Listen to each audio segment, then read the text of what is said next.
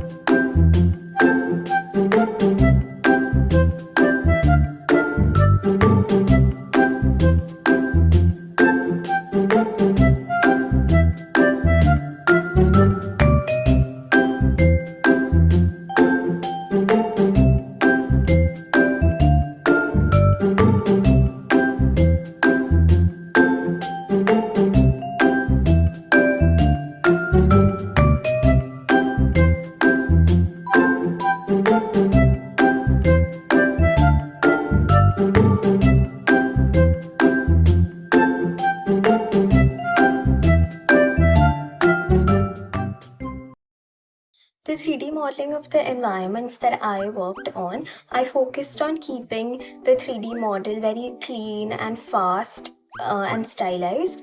I used modular modeling techniques to save time and built forms with simple geometry, and then took them to ZBrush to give them more depth and to make them look a bit more realistic, because that was our approach for this entire stylization.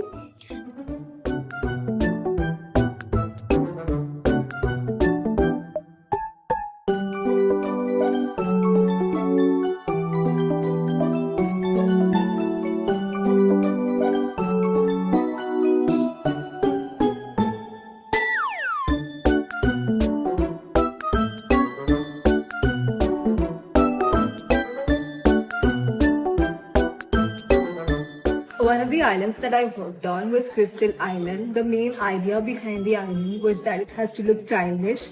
yet magical, something that a child would want to go to. So the main thing that we started doing was making sketches, creating how we wanted the look and feel to show as the main final product. And then we went to 3D modeling and then we textured, and that's how we got our Crystal Island. Once the concept was finalized, then we started the main work. But before that, we had a lot of visualization put into this island.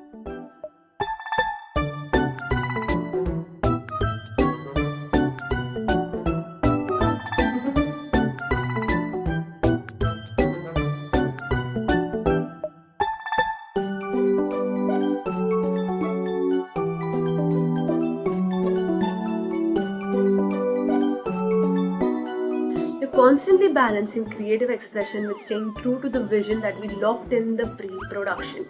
And sometimes you realize what worked in the storyboard doesn't translate in motion. Then you're going back and forth with all the team members, figuring out how these shots will look, rethinking all of the shots, rethinking camera angles, the poses. It's a lot of iterations.